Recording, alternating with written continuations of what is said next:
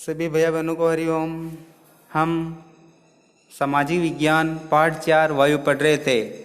आज हम वायु के बारे में पढ़ेंगे, जिसमें कौन कौन सी गैस की कितनी मात्रा में है। वायुमंडल का संगठन आज हम पढ़ेंगे। वायु का उपयोग हम सांस लेने के लिए करते हैं। वास्तव में वह अनेक गैसों का मिश्रण होता है, कोई ऑक्सीजन नहीं होती, उसके अंदर बहुत सारी गैसें मिली हुई होती हैं। नाइट्रोजन तथा ऑक्सीजन ऐसी दो गैसें हैं जिनमें वायुमंडल सबसे बड़ा भाग है, यानी कि सर्वाधिक मात्रा में नाइट्रोजन गैस पाई जाती है और दूसरे स्थान पर ऑक्सीजन है।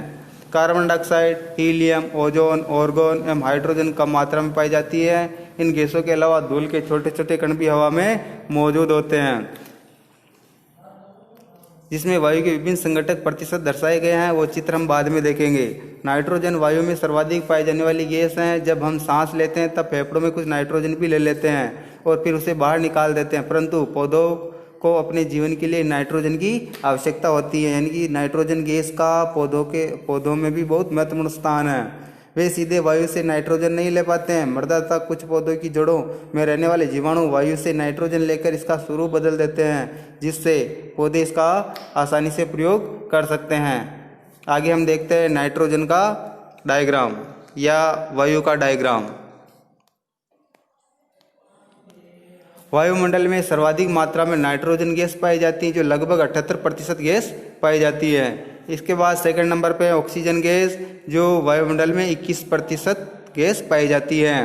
कार्बन डाइऑक्साइड गैस वायुमंडल में 0.03% पाई जाती है। ऑर्गन वायुमंडल में 0.93% गैस पाई जाती है और अन्य गैसें हैं वो 0.04% हैं। ये डायग्राम वायु का है। आगे हम देखते हैं नोट्स के द्वारा।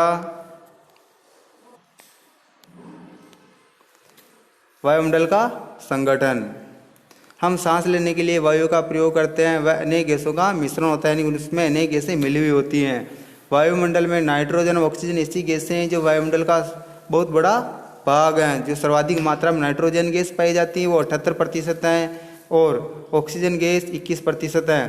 Carbon dioxide, helium, ozone, organ एवं हाइड्रोजन कम मात्रा में पाई जाती हैं। नाइट्रोजन वायु में सर्वाधिक पाई जाने वाली गैस है, जो 78% पाई जाती हैं। पौधों को अपने जीवन के लिए नाइट्रोजन की आवश्यकता होती है। पौधे मृदा तथा कुछ पौधों की जड़ों में रहने वाले जीवाणु वायु से नाइट्रोजन लेकर इसका स्वरूप बदल देते हैं और वो उसको पौधे ग्रहण कर लेते हैं। इस तरह पौधों को भी नाइट्रोजन की बहुत आवश्यकता होती है। गृह कार्य। प्रश्न नंबर 1, वायुमंडल में सर्वाधिक मात्रा में कौन सी गैस पाई जाती है? सभी भैया बहन इस प्रश्न का उत्तर तथा नोट्स को फेयर कॉपी में लिखेंगे। जय हिंद।